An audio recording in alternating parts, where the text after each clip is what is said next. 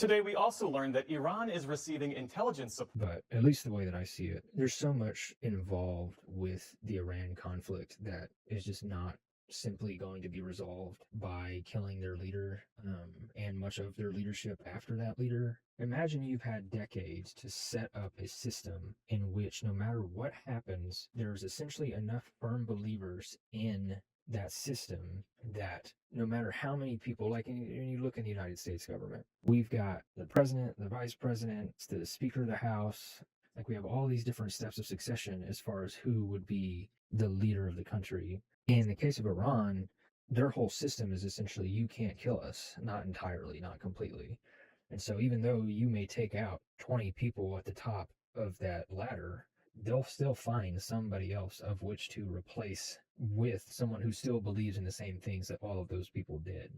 Not to mention, even if you did take out all these people, there is still a substantial part of the populace of Iran that believes in that government and like fervently believes in that government.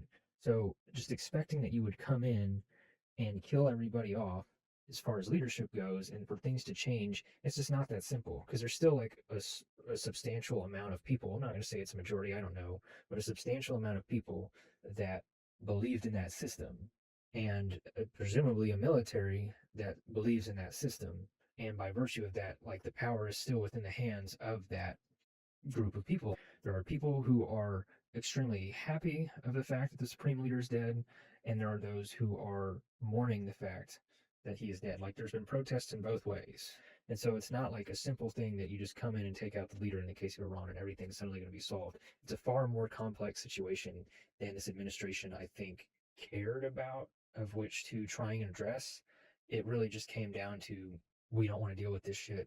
Let's just bomb them, and hopefully that kind of resolves itself in the way of like us just going in and capturing Maduro in the case of Venezuela, and hoping that by doing something similar, in this case killing as opposed to capturing, we would then be able to strong arm whomever came in next into essentially being amenable to the terms that we set, which is probably just for oil, as it tends to be in the same case with Venezuela.